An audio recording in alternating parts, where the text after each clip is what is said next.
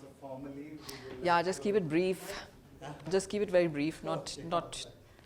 Then in that case, Vandana is a dear friend. We have known each other for 30 years. We went together and studied together in architecture college at Shashant, first batch. But after that, Vandana has really, I think, has gone on a different trajectory. She's really found her world.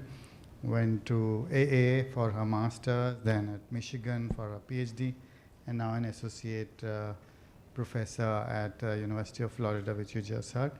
I mean, she's one of our intellectual beacons of our batch. So over to you, and you Vandana. too. Thank you so much. It's a pleasure to be here. Thank you for your time. Thank you for making it on this is a holiday time. So I'm thrilled to see such attendance at this time of the year.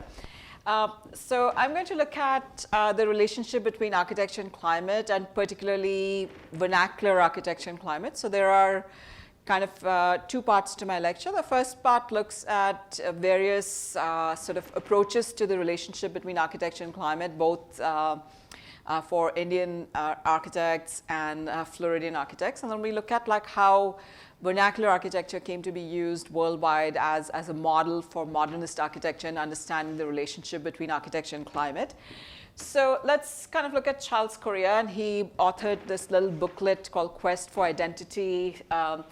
And what he writes is that I find that climate helps determine form on two different levels. One, it is an immediate determinant, finding expression in courtyards or through ventilation. At a much deeper level, climate helps determine patterns of culture and rituals, and that in a deeper sense, since it is a primary determinant of ritual, it also determines built form.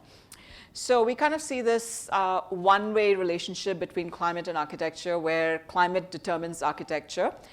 And this is what I call the relationship between an architecture prior to climate change. And now we have this dialogic relationship between architecture, where architecture, because buildings are the largest, one of the largest consumers of fossil fuels, architecture, urbanism, the way we live, the way we consume energy, whether it's for air conditioning, heating, or commuting. So if you live in a suburb and you drive 50 miles every day back and forth, you're burning a lot of fossil fuels, and that kind of determines the greenhouse emissions from those fossil fuels have an impact on climate. So instead of just a one-way impact that we see in some of these older texts, we now have a two-way relationship with architecture and climate. Architecture, the kind of architecture we built and how we heat or cool those buildings have a profound impact on our climate, as we know.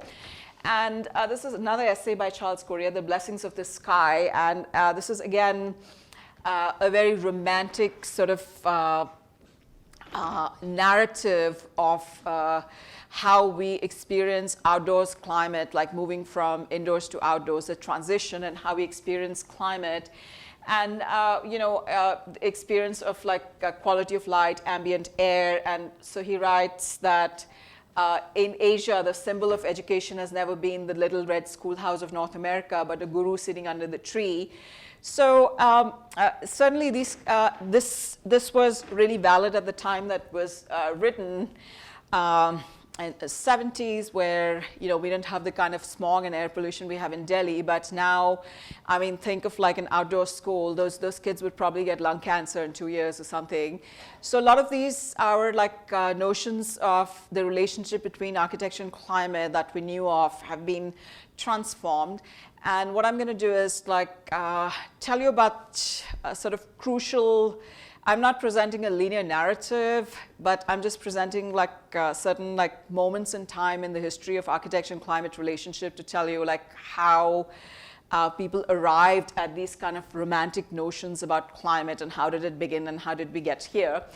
So this is from an essay that Charles Correa wrote. It's A Place in the Sun, where he talks about this kind of a building envelope. So this is Hawa Mahal in Jaipur. So you have this kind of perforated building envelope, which helps you control the amount of natural illumination, that is sunlight, and it allows breeze but controls the amount of sunlight, which is something we see in a lot of like passive design narratives that, you know, when you have hot, dry climates, like when you go to places like Jaisalmer in Rajasthan, you see these examples of vernacular architecture that you find is very effective at modulating the climate.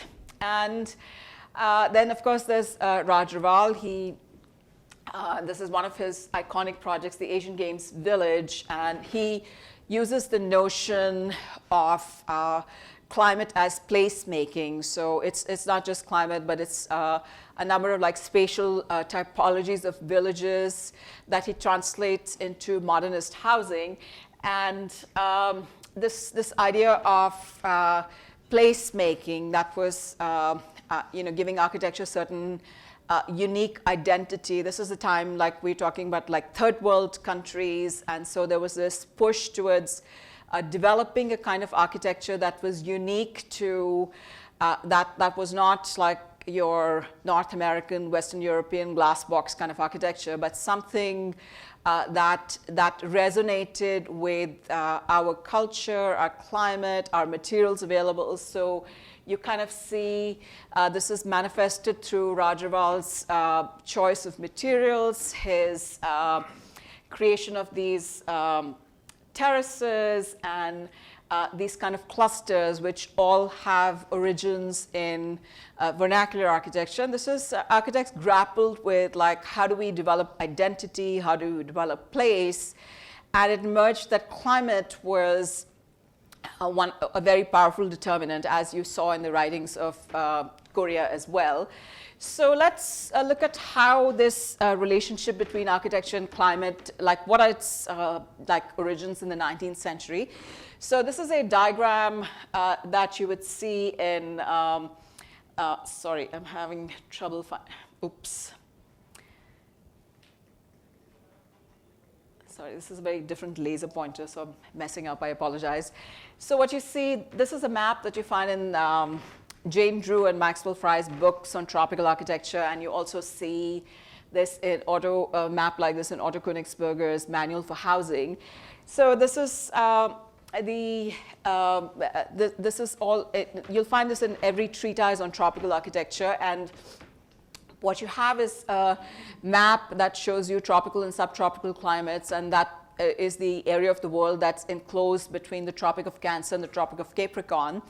And what's common to all these regions is also that most of these areas were former colonies. That is, they were colonized by European imperial countries or Spain. So like if you're looking at Central America, South America, it's, Brazil was a Portuguese colony, and then you have all the Spanish colonies, and the Caribbean is all like British, French, Spanish, and and Australia is of course like settler colonialism, and you see parts of like North Australia.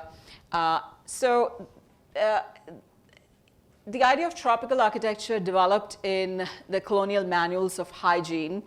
So as European colonizers encountered tropical climate and tropical diseases, prior to the understanding of the germ theory, people sort of attributed climate to both health and disease. So, you know, if you felt sick, you could go to a different climate, and there were healing climates, and then there were climates that would make you sick. So if you even look at like, you know, this is the time of the miasma theory. So people believed that you had these damp, swampy areas that would make you sick, and the term malaria, malaria, like bad air. And I mean, even now, I don't know if you're mostly Hindi speakers, like, you know, if you fall sick, you say, chalo, hawa pani badli karte hain, kahin jaate hain aur theek ho jayenge, or, you know, you come to Delhi in a cold climate and you say you felt sick because it's cold. But of course, that doesn't happen like that. It's not the climate, it's you caught a bug or the pollution made you sick. So after the germ theory, it was like, as we knew the carriers of diseases, things became clearer. However, at the time, the idea was that you know, you need to have a lot of sunlight and ventilation to create healthy homes. And people were kind of really obsessed with the idea of sunlight in places that were where tuberculosis was very high, especially in the United States, Western Europe. heliotherapy was a kind of therapy advocated for tuberculosis during the interwar period, and was believed that exposure to the sun would heal you, and that's why you have all these Swiss alpine resorts like Davos. So if you got tuberculosis, you went to a sanatorium and you kind of exposed yourself to the sun and the clean alpine air, and you got cured of tuberculosis. So that was seen as a therapeutic climate. And the other aspect is that when this idea of tropical architecture started developing from the 19th to the early 20th century, as you come into the interwar period, when we have greater clarity about germ theory and transmission of diseases, modernist architects started developing a modernist language for tropical architecture, and they realized that the kind of hermetically sealed glass buildings that would work very well in colder climates would not work in these regions of the world. So they started exploring something that was what we call climate responsive. And now let's move on to, let's kind of leave that thought, and we'll come back to that in a minute. So, oops. So this is, now we come to Florida. And this is Florida's official entry in the Century of Progress 1933 World Fair Homes, which was held in Chicago. So this was the Century of Progress was this like futuristic fair which exhibited all kinds of technologies, and they had the World's Fair of Homes, in which different corporations who make building materials exhibited homes. But if you look at this home, this was Florida's entry. So the state of Florida actually sent a house to this exhibit, and this was their entry to the exhibition. No other state did that, and this was to promote Florida's climate and for therapeutic and leisure purposes. So by this time, Florida was a very well-established destination for winter tourism, and also like people in the winter in the northern and Midwest parts of the US, which get very cold, would come to Florida sometimes in October, November, and then stay till March, and they're called snowbirds. So they come to Florida in the winter and leave in the summer. So we have this house which was now, they were beginning to promote Florida for all year living, and they promoted Florida as tropical. And so the idea of Florida tropical home was very much tied to the identity of Florida as a tropical tourist destination, not just winter tourism. So now if you look at this house, it has terraces for sunbathing, and they claim that this was a house designed for 12-year living in Florida. But in Florida, like, if you look at the colonial tropical architecture discourses, the sun was always seen as a bad thing. Like, the British in India, like, avoid the sun. So you wear this topi, and you kind of like talk about verandas, and, you have sort of a person carrying a chhatri for you. So the sun was seen as really sort of debilitating and harmful for your health. But this kind of architecture comes out of heliotherapy, which is like they're promoting wellness, and it's an architecture for sun exposure, right? So now let's move on to a different part of the world, which is Pondicherry, and we look at a different project, which is the Golconde Dormitory that was designed by Antonin Raymond, who was a Czech architect. And here we see some of the early tenets of tropical architecture that would then become part of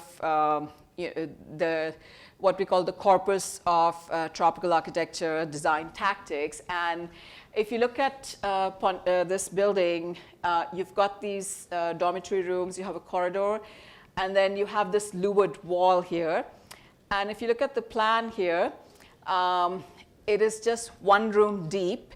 So you got these one room deep plans, and the corridor that I showed you in the picture is here. And this is a sort of perforated wall. And talking of modernist architects who were seeking commissions in the colonial parts of the world, this is Jane Drew and Maxwell Fry.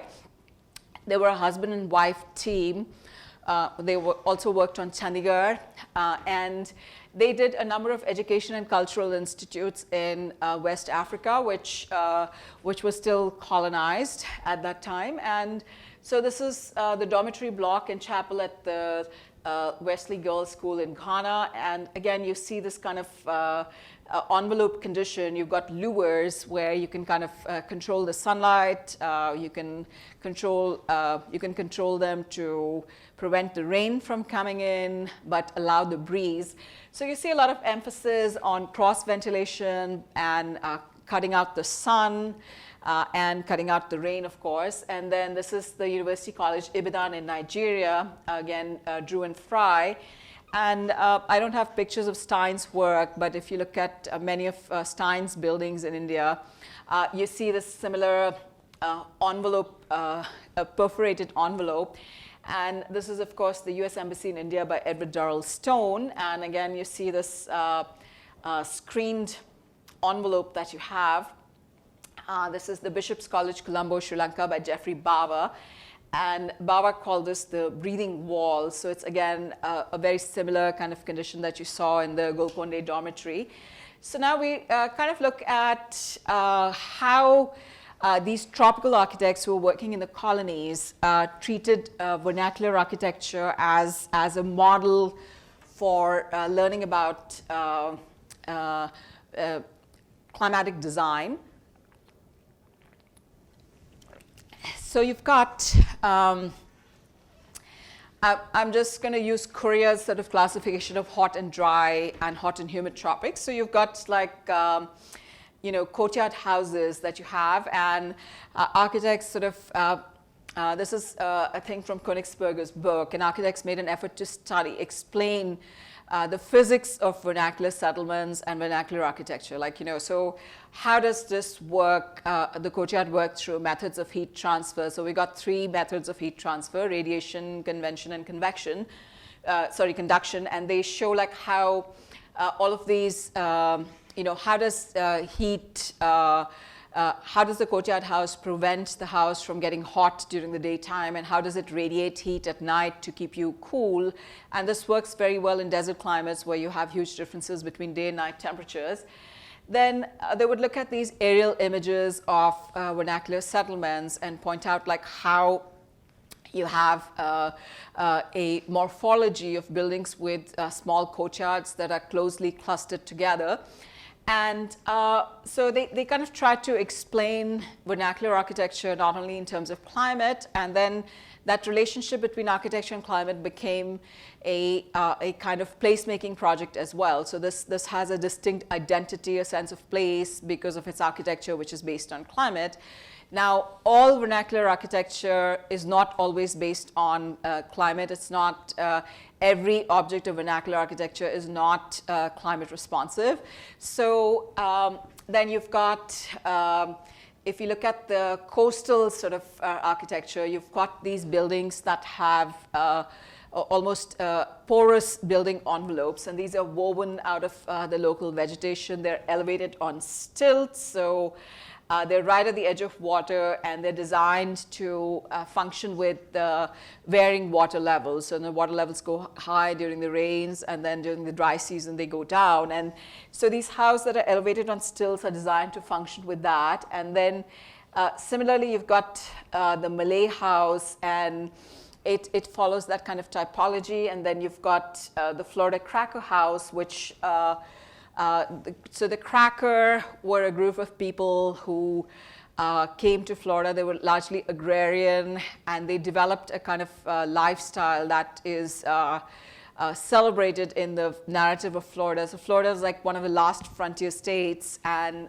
you have a lot of these white people who sort of made inroads into Florida and started leading these very agrarian lifestyles. So if you read their narratives, they're sort of treated as pioneers, and that they came in into tropical Florida, which was like swampy, mosquito-ridden, and they developed these lifestyles that were very synergetic and sympathetic to the place. So, I mean, these are flawed narratives, I must say, and I don't have time to go into critique of cracker narratives, but they are celebrated, and the cracker house in that sense is seen as something that is built in response to the climate. So you see some common features, as in it's elevated above the ground, you have a wraparound porch, a sloping roof because it rains a lot in Florida. And so this is seen as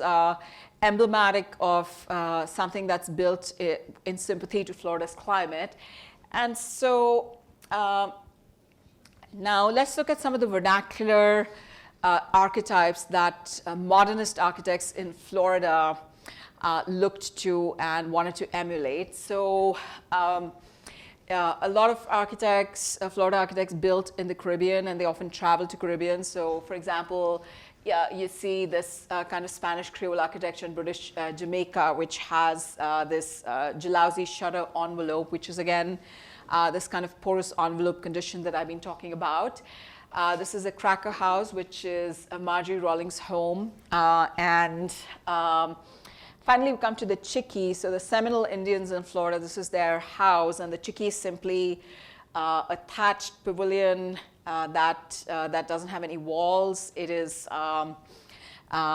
it's built with palmetto leaves, and then you've got these you've got this structure of columns that supports this pavilion. And the Chickie was seen as something that was built in response to the Florida climate, as in it allows like the passage of breeze because it doesn't have any walls. And it was also seen as something that would survive hurricanes. So a lot of times when you had hurricanes, people would say that some of the traditional dwellings got decimated, but the Chickies survived because they are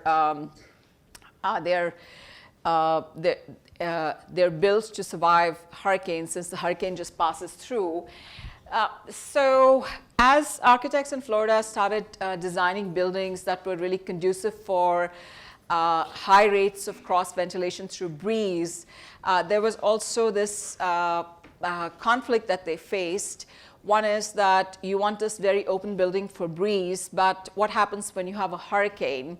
How do you sort of design? So when you have a hurricane, one way to you want to like lock everything in a tightly sealed vault, and so that the hurricane winds should not enter inside the structure. Otherwise, it will just rip the roof apart due to differences in air pressurization. So this is a hurricane-proof house that was proposed by Igor Polevitzky in November 1944, right after the war. And what you see is two vaults, and then you have this space in between that is just screened. And so that would be the living and dining area. And then you have the bedrooms and kitchens that would work as these like solid walled areas. And if we look at this, so the area in the blue is something that has only screens. It doesn't have walls. And the idea was that if you have, during normal living, you have like the breeze that goes through it and you enjoy the breeze. But when you have a hurricane, these sealed walls would stop the hurricane winds, and you let the hurricane pass through this area of screens. Now, sure, your screens would get damaged, but then you could replace the screens very easily. They're a minor expense. They would initially be made of copper, Monel, and eventually, after the Second World War, you had plastic screens. So the idea was that you would just replace these screens in the hurricane, and if you get any water, you just kind of let it pass through. So if you look at this plan, actually, this is like your dining and living area, which is all completely just screens, and you just use it for both breeze, cross ventilation, and let the hurricane go through. So now if we look at this model, it is based on what we call the dog trot plan. So the dog trot house type is you have these two shotgun houses, and you have a breezeway in between. So this is the same kind of typology where you have a breezeway in between like two solid sort of rooms, and this is what it looks like in elevation. It's that's your breezeway, that's the pitched roof, and those are like the two shotgun houses. And so your hurricane-proof house is sort of based on that kind of typology. Of course, it's much wider than the breezeway that you see in the Dockyard House, but same concept. And then you see similar sort of manifestations by architects in the Sarasota school. So you see like Paul Rudolph and Ralph Twitchell. This is an iconic mid-century home. And what you see here is these kind of perforated walls. It's elevated above the ground. And so it's a combination of principles that you use in the Cracker House and a kind of modernist buildings around the 1950s and vernacular architecture throughout the world. So this is another very iconic house in Florida, the Birdcage House. So this was actually just one giant screen, and you had very little covered area. So this is a swimming pool, and if you look at the scale of the house, that's a big swimming pool. So this house was like one big screened house. So it's just like these, the kind of window jalis that we use in India, like the screen shutters. So the whole house is just made of like that screen.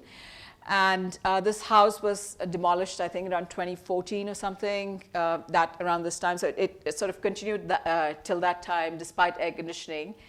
And then he did another house like that, house for Mr. and Mrs. Roland Phillips in Miami.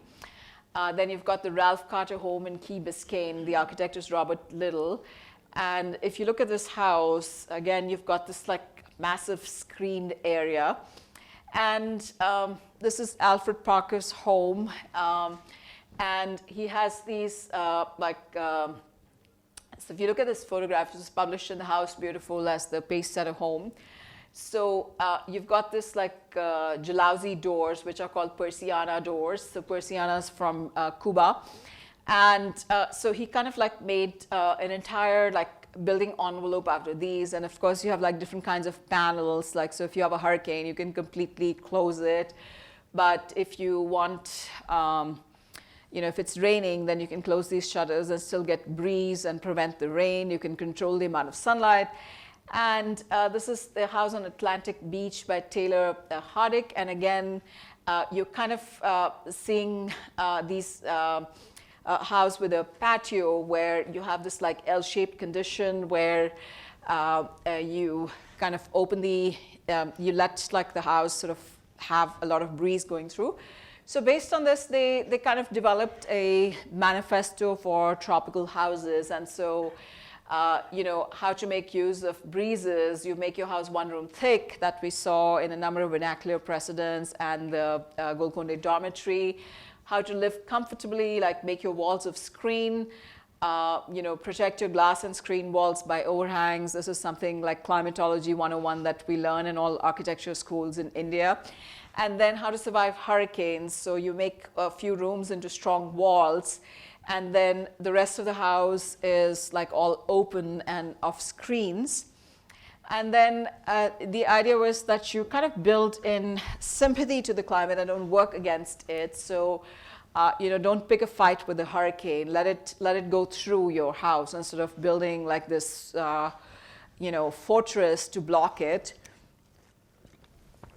Now, these houses, there you see the Messamore house, which again you see like is all sort of screened, and this is also known as the house with the disappearing walls. So you're kind of like beginning to see the manifestations of the chicky here. And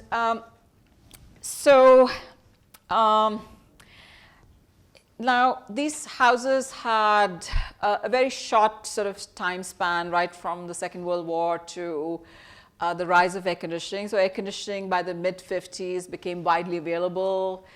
It became really cheap. Fossil fuels were really cheap. And then once these houses, when you have open houses like this, they're not conducive to being air conditioned. So when you want to air condition something, you want like a tight sealed envelope, and you really want to regulate the fresh air intake and how many air changes you have, so that you want to conserve energy in an air-conditioned house. So these kind of houses will not work with those technologies. And as hurricane codes changed, the sort of the wisdom was that you keep like everything sealed and make everything vaulted so that the hurricane force winds do not enter the house.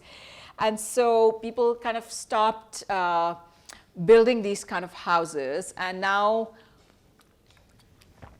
as a consequence you have these houses that have, you know, smaller windows, which of course do permit cross ventilation, but not to the extent that these do. And these houses are designed like to function on either heating or air conditioning throughout the year.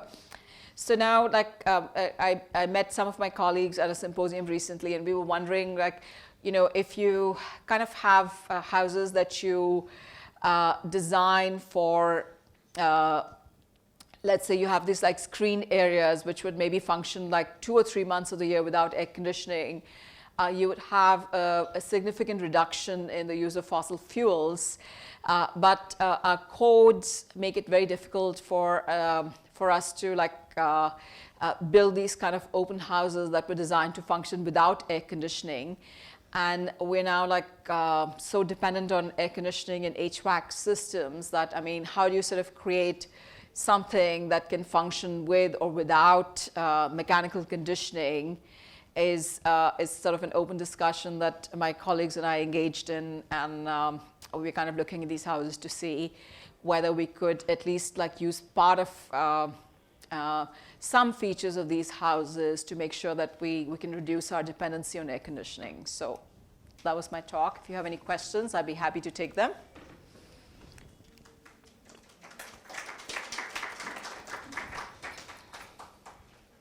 Thank you, Vandana.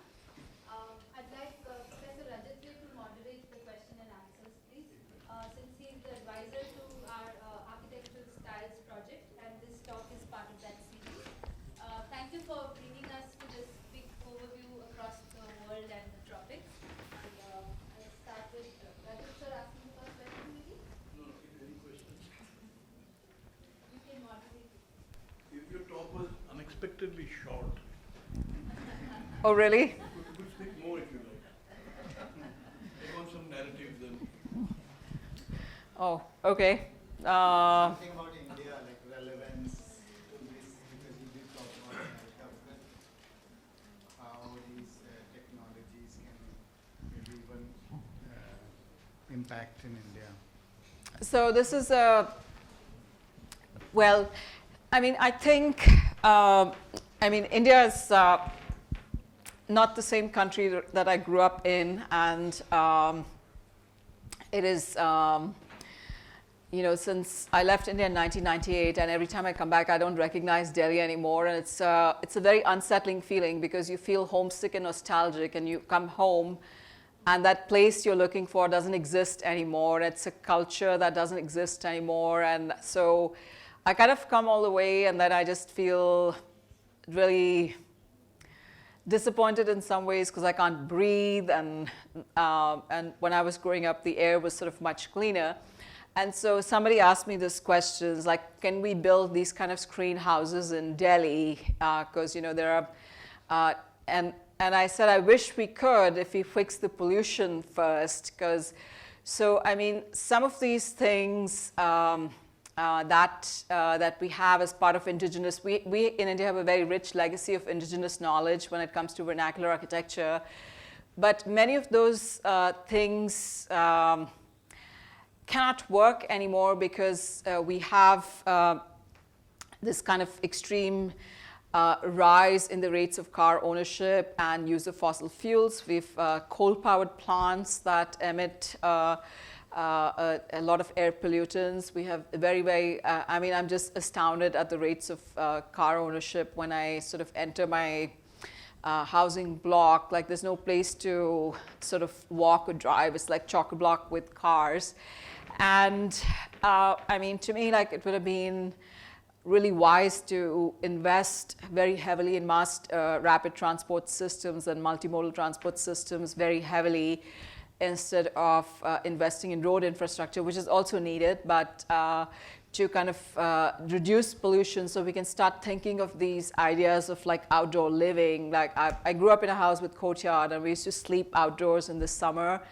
And that is just like unthinkable now with the levels of like you just want to stay indoors and close like all the doors and windows and just kind of, you know, so to me that's kind of really unsettling, and I wish like we could move towards solutions that where we have like clean air so that we can actually like have some sort of like outdoor street life, public life, and certain like notions of outdoor living, which could work very well in Delhi's climate. At least like 2 months of the year, you could just have like you know. I'm sorry, interrupting. Yeah. What you told us is the screen. Yes. Important thing. Yeah. Jali. Yeah, Jalis or like that would be. Just for example, not to get into any the hot debate, Parliament House is also using Jalis. So what I was expecting is that maybe you would get into this aspect that one is the difficulty of the problem of handling current climate. Yeah. With these sort of contrast implements. One is of course dust. What we have been seeing, what is interesting is that to what extent these attempts have the two sides of it.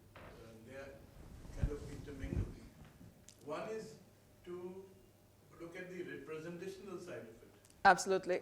And the other is the production side, right? So as you were talking about climate being determinant, I think when to talk about that didn't really proceed, possibly. Sometimes when you start with climate being determinant, and as you said in the beginning, you pick up solutions, sort of things, Yeah. to put into another context. Yeah. Then to what extent they work is representational, and to what extent it is real production, that has been a question. So I was looking at your American houses and Edward Earl Stone's Jali. So would you make any difference between E.D. Stone's Jali and the Parliament House Jali? Or have you seen them carefully? Well, yes, I mean.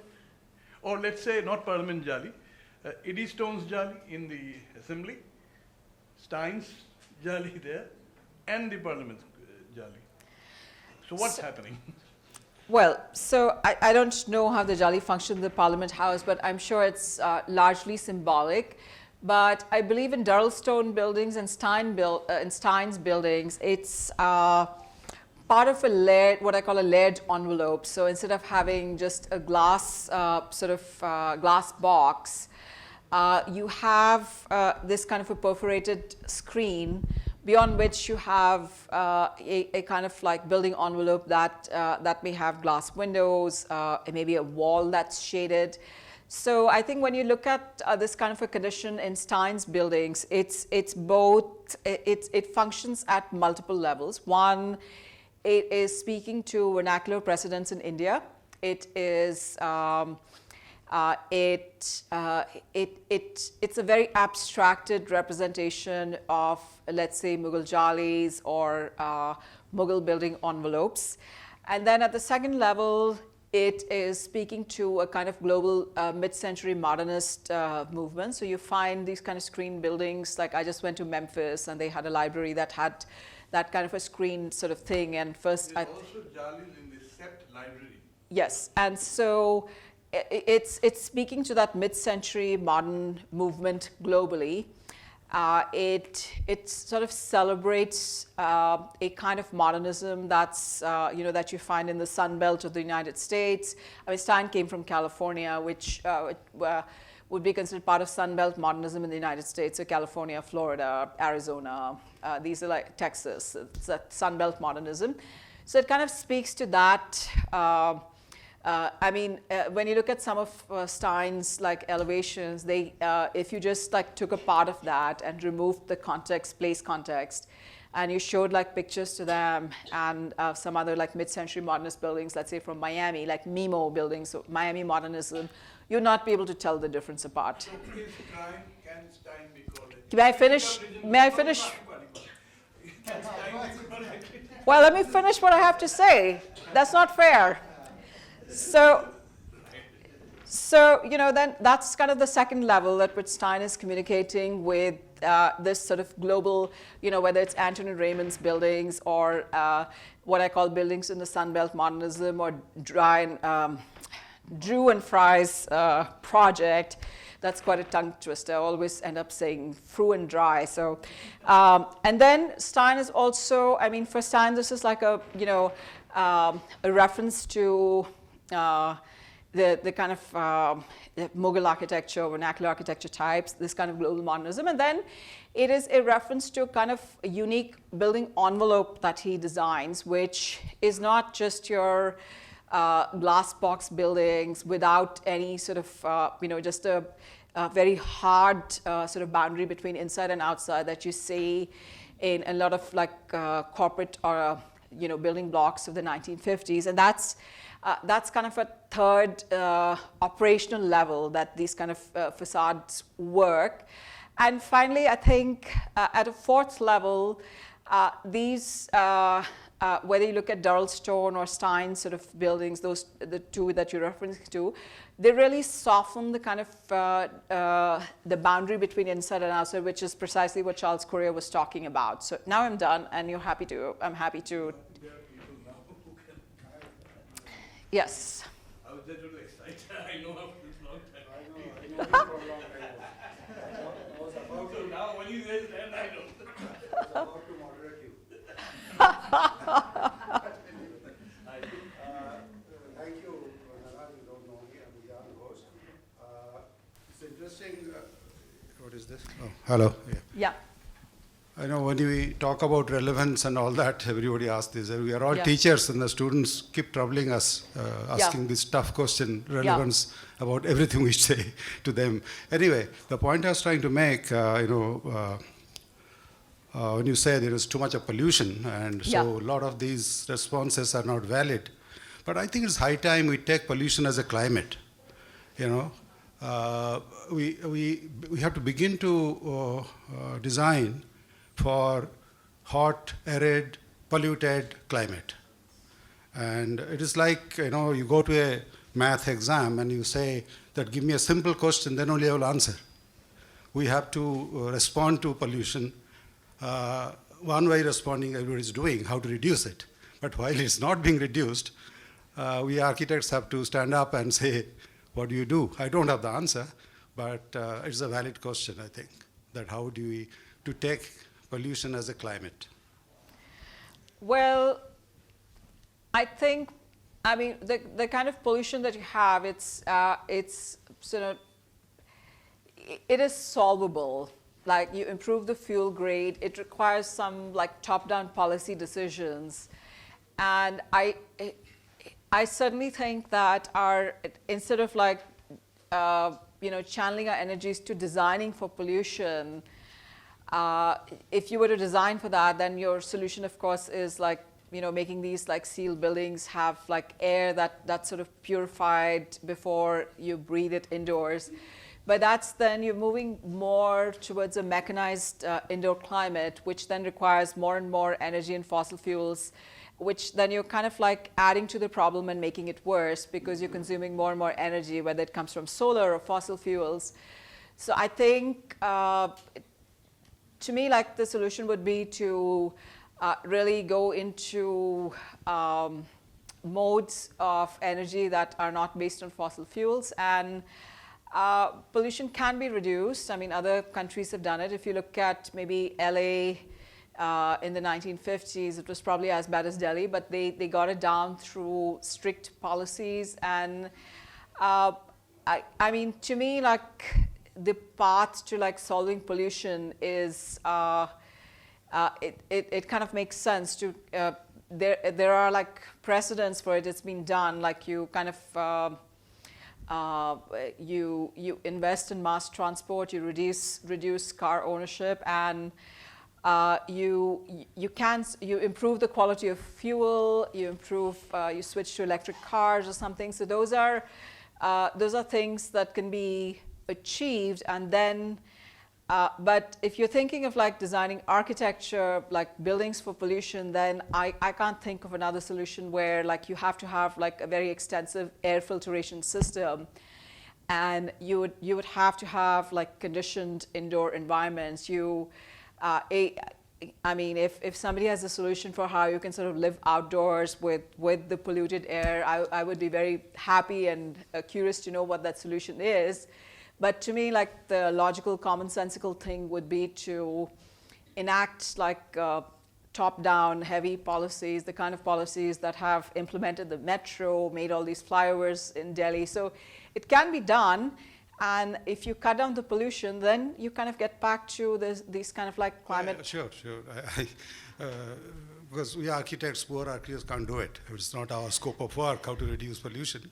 So, that ends there, that if you have pollution, architecture can't solve it other than, as you said, put mechanized systems.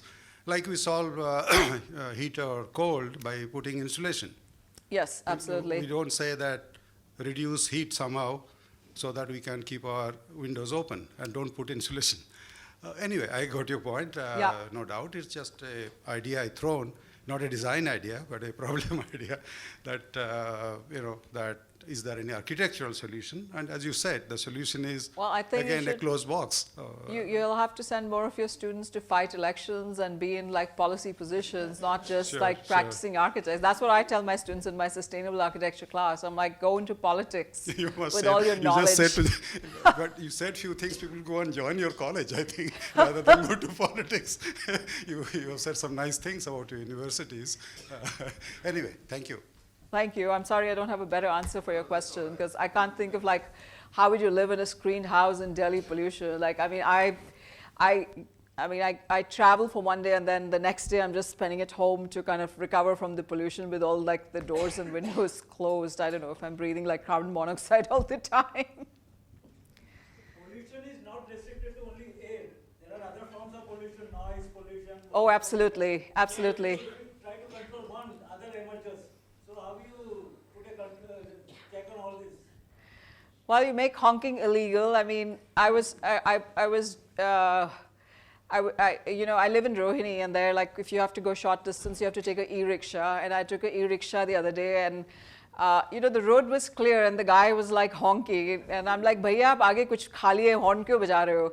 He said, ताकि सबको पता चल रहा है कि मैं आ रहा हूँ. मैं क्या president हो India की, like सबको पता चल रहा है आ रहा हूँ. Like he's just like, and that thing drives me nuts. Like I get scared every time I hear that thing, and I mean I get a headache like by the time I reach home because everyone's honking. Like that's how they talk to each other. Like they honk, I'm here, hi.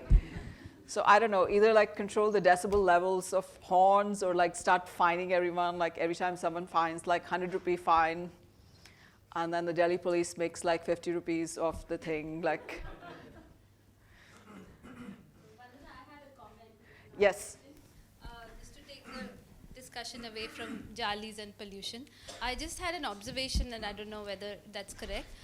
You talked about heliotherapy and the sun therapy. I was reminded of one of the buildings on our Heritage at Risk register that we have at INTACH. Yeah. It's a Jamnagar solarium. Yeah. It's a threatened building. And they also had this concept of, moving sort of parts of the building, and one room thick that you were talking about to expose to maximum sun and all. I was wondering if we could learn from, these concepts to implement conservation of such buildings. Yes, solaria were also hugely popular for treatment of tuberculosis and leprosy, I don't know, but rickets and tuberculosis I know in the United States. And for leprosy, okay, I didn't know that. So I mean, so you think that so those are what I call like buildings with dynamic orientation. That is, you can keep, and that was something that you see common with all solaria, that you could kind of, either it was a small sort of cubicle that you could keep like moving, a glass sort of enclosure that you keep rotating to get the maximum solar intake and sunlight coming in, or you would have a kind of room where you could, like, the beds would be on wheels and you just move the bed inside the room with the moving sunlight. So, so what you want to know is like, how do you conserve them? No, I'm just thinking if that could be also something to look at, because the concepts are looking pretty similar. Yeah, I think what we could learn out of those is like this kind of dynamic orientation, or you have, I mean, now with climate change, you often have like weird sort of weather patterns. You're already beginning to see weird weather patterns, and sometimes you see like extremely warm days in December when you don't want the sun coming inside. So if you have devices which allow you this kind of dynamic orientation, you could use them as our climate destabilizers. So, you know, and you start having like weird weather patterns, like sudden cold days when you expect it to be warm, and your traditional buildings are oriented with like that, you know, north-south, like getting the south sun, putting your windows on the south, so you get sun in the south, from the south in the winters, the south sun and not the north sun. So I think what Celeria can teach us is this kind of like a certain dynamism with orientation, but then again, it can only work when your outdoors are clean enough for the air to come inside. Or if you were looking at like designing for pollution, then I think the passive house model would be the best. Like passive houses are very tightly sealed houses which consume very low energy, and it's sort of done by the Passive House Institute, the PBI. And these are very tightly sealed buildings that have very, very high, they're very heavily insulated, and they have, they kind of absorb heat from the air that's going out from cold climates, and they have very, very good rates of, to answer your question about pollution. So yeah, I mean, that's what those models could teach us. Any questions? Okay, comments. Well, just to connect what we are doing, in the sense that this is a lecture with part of this project that we're doing. Okay. Series of lectures. So many, quite a few people have spoken on this platform, and as a part of this series of lectures. So we had plans to garner something from each of these lectures as contributing to towards our study. And so what we are doing is trying to sort of identify buildings across the country. It's a huge, big, ambitious thing if it goes on, fine. And we are categorizing them very basically, differently from all the stylistic aspersions that have come to it, which are loose, we think. So what we're doing, in effect, is to pick up the buildings and try and demonstrate or sort of highlight how they're constructed, basically. So material processing structure. So we have a range from least hand situation, which is quote unquote nature, vernacular, and coming up where the hand and the mind gets more involved, and the more processing of materials and components. So that kind of a range one wants to set up. We are, as of now, not looking at the planar configuration, or as it called as some building as a style in the whole thing, not that. So this one then, as the discussion has gone in, that the skin or the substance of the building, how processed it is or not. So we take that range. So there are natural ends where, as you discussing, like trapping things and filtering things at a natural, more natural level, maybe primitive or tribal or even contemporary existing levels, and then coming to more formed and configured attempts, and then coming more to one direction. So that way we want to sort of lay out the building as an information system. So that's our objective. So obviously, and the second layer will be discussions of this sort, that what is the role of these components, how are there. So our concern is, an implicit concern is to understand that what is the role of its representation, how much it is done to look good, for example, look nice, not extraordinary, but decent. At the same time, it is performing its purpose. So what one sees that there are these ups and downs. At some point, let's say high modern or early high modern, they have got across this problem, tried to get across, sort of remove the problem of configuration, which one would say that it is extraneous or redundant to the property or the role of the element, right? Yeah. So that's the kind of a thing when they're planar. Then one again sees that, okay, at a certain point of late modern, that, well, they are looking very stark, then the identity question comes in. Yeah. Therefore, you again start configuring it. Yeah. So if I have, let's say, 3 square centimeter to do my ventilation job, but I still have a choice of configuration. Absolutely. Now, look at this aspect, then it's a big range. Yeah. So then one starts going higher and higher.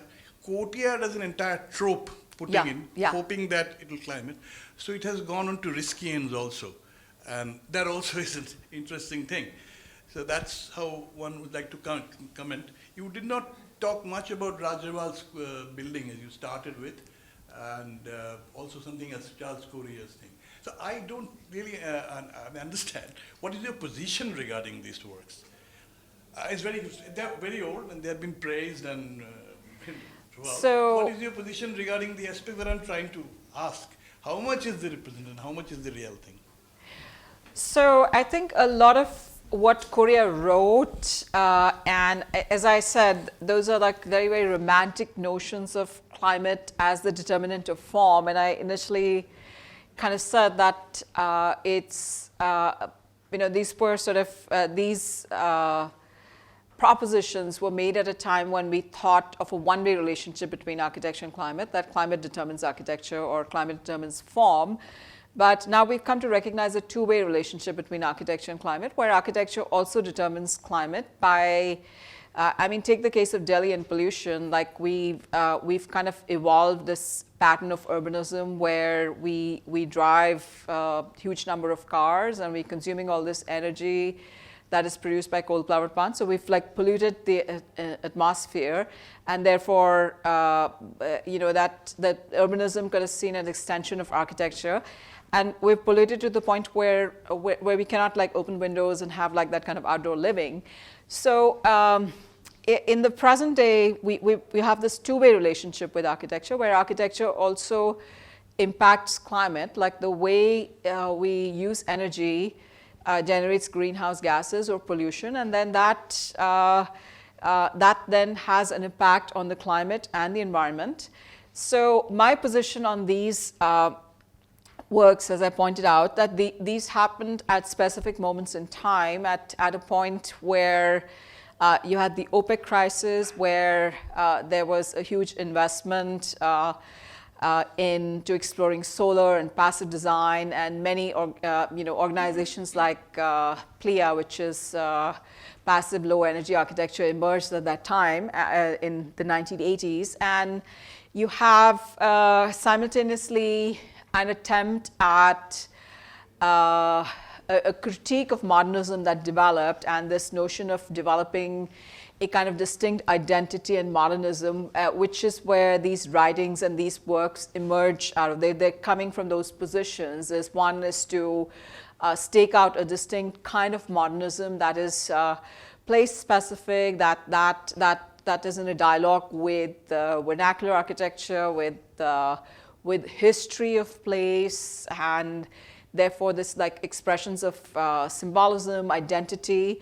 And on the other hand, it also kind of presents you a unified narrative that you've got like climate determines form, which then contributes to placemaking, and that there's sort of this uninterrupted synergy between sense of place, climate, and building form. But that's not the case. That's sort of this utopian idealized version of architecture, place, and climate, which you see represented in these writings and work. And that's sort of what I was trying to say in my critique of these works. And what I was trying to say is that it represents a certain sort of unproblematic relationship between form, architecture, climate, place, identity. And then once you take climate and you combine all of these features, it speaks to multiple constituencies. It speaks to people who are interested in passive design. It speaks to a certain audience who are interested in symbolic values of architecture for like the Indian nation state, the identity, like the Jali in the parliament would be a classic example of that. Or it speaks to people who are interested in the idea of placemaking in architecture, and you find that same sort of rhetoric in the work of Stein as well. So you kind of, you see that they're talking to multiple constituencies at the same time who have different objectives, and they come up with this architecture that's that could be appealing to these multiple people at a different levels, and it is a very problematic, simplistic sort of amalgamation of architecture, climate, place, and identity. That would be sort of my stand on it. That one thing you should maybe look at somebody's work now, current work. One example close by hand, close at hand, Ashok Lal's work, for example. If you look at that, then it's part of that question. I mean, there's no time to discuss what's right now happening. Those Jali days are gone, actually. well, this is all historic. I mean, in Florida, we don't build those screen houses anymore. I mean, this is a lecture on history. So, we kind of start sometimes in the interwar period and end sometime in the, like 80s for India and 60s for Florida. That was kind of the objective. As I said, it's not linear. It's just like different sort of points that in history that tell you architecture-climate relationship. And if I had to present like a kind of linear or semi-linear narrative, I would need a couple of days to do that. So,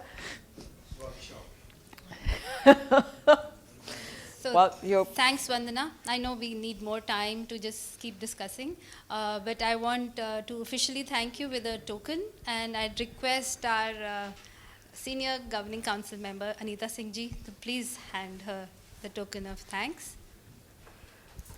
It's a bit heavy. Thank you.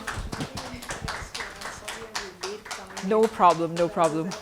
No problem. It's kind of heavy. Thank you so much. Thank you. Thank you so much. Yes, I live in Florida. What a pity that now when you come back to Delhi, you're so disappointed. Well, because I look for the Delhi that I grew up in, which doesn't exist anymore, for better or for worse. Everything grows, whether Changes, yes. better or worse. Yeah, nostalgia is the terrible thing to be afflicted with. Thank you very much. It's been very interesting, I think. Thank you so much. Can we just request for a picture together? Sure, sure. Anita Singh ji.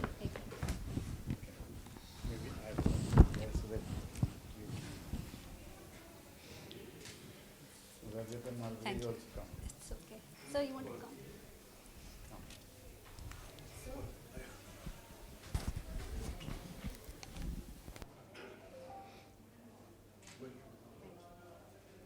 Thank you, thank you. Thank you. Thank you. Thank you so much. So you visit every year? Yeah, almost every year. You should, because this is home, I take it. Well, Hello. I lost my mom On to behalf of COVID last INTACH, year, so I I'm here to thank the speaker, Dr. Vandana Baweja, for sharing with us her rich experience. We are very grateful for you making this effort. Architectural Heritage Division INTACH would like to thank INTACH Chairman and Member Secretary INTACH for the support that research projects like architecture styles get from them. And as a part of these, we are able to disseminate and organize such series and events. We are happy to see our audience in person after almost a gap of 3 years. We thank you for taking the time out on this winter evening and attending. We are thankful to the members of Advisory Committee of AH for encouraging us in our endeavors. We highly appreciate the vision of our Principal Director, Mr. Divya Gupta, for conceptualizing studies as this pioneering architectural heritage one, plus giving us free hand to ideate and organize relevant events with their ambit. We are very thankful to Professor Rajat Ray for intellectual guidance, being our research advisor. Thank you, sir, for being ever accessible and for moderating this discussion. None of this would be possible without the careful handling of the logistics by the INTACH admin team. We are very grateful to each one of them. Please look through some of the books concerning architectural heritage that are on sale outside. And also, you can register for the email list outside. And this event was put together by a team of architects and conservation architects at INTACH Architectural Heritage Division. I would like to thank Kushagra for organizing and taking care of all things big and small. Thank you. Thank you. Yeah, tea is outside. Tea and snacks are outside, please.